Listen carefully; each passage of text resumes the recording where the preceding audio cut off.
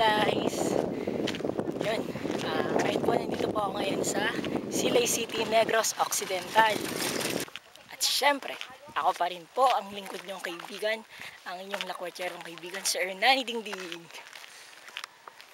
Nandito po ako sa Silay City, Negros Occidental para ito nga pong ginagawa ko ngayon. Sumali po ako ng kanilang 42K Mount Patag Eco Adventure Endurance Trail Challenge.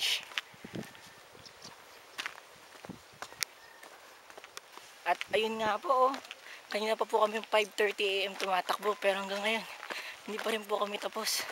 Sobrang tingin ko mga abuti na kami ng lagpas tanghali.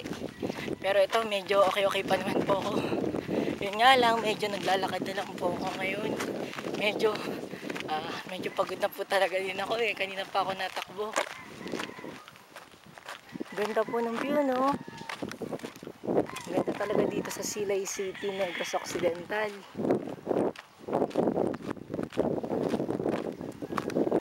At syempre, ang inyong lingkod na kaibigan, ang inyong lakwatyerong kaibigan, Sir Nani Dingding, pinapangakong tatapusin ang aking kauna-unahang 42K run dito nga po sa Silay City, Negros Occidental. So mamaya abangan nyo kung nasa finish line na ako, ha.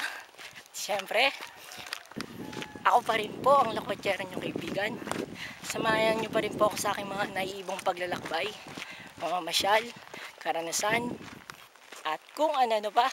Ako po, Sir Nani Dingding, ang lakwatyerong nyong kaibigan dito lamang sa YouTube.